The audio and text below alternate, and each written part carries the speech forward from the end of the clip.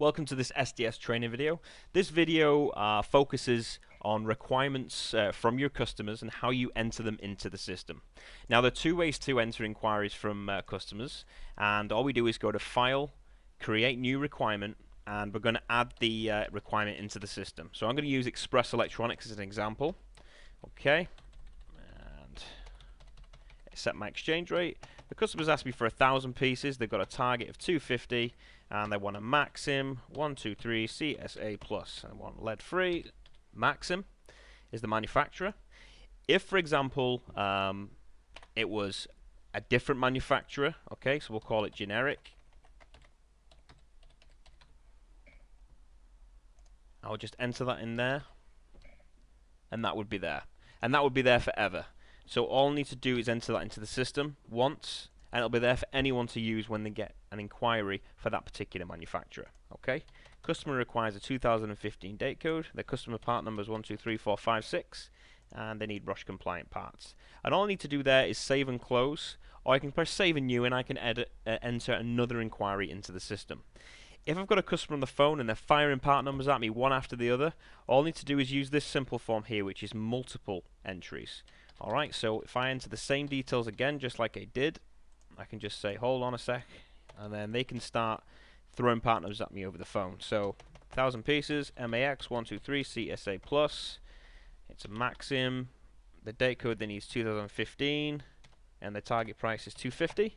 And then the next part number they're giving me is 500 of an SHT15 made by Sensirion, and it's a 2014 date code, and they want to pay $5. And I can tab through and do this real quickly through the system. And what that will do is that it will divide the inquiries up later, but it allows a quick entry at this point to enter the inquiries into the system. Okay, but I'm just going to go back to the main screen here, and we're going to save and close this.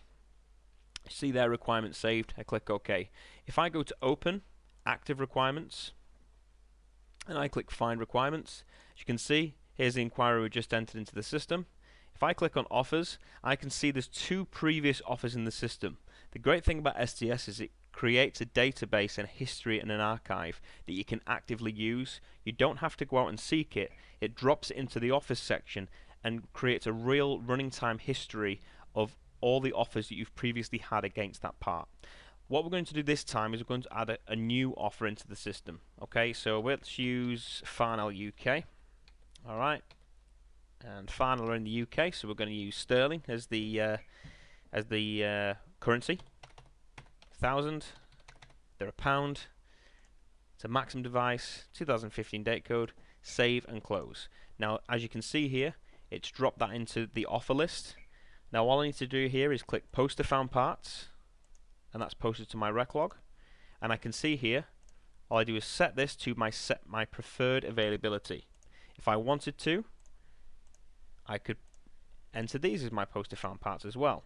For example, if DigiKey had 500 and Farnell had 500, that would make up the full quantity the customer requires, and I could add two availabilities and set them both as my preferred. But for now, we're just going to set one as that, and that will determine what the projected profit will be for the quote when we go to create a quote.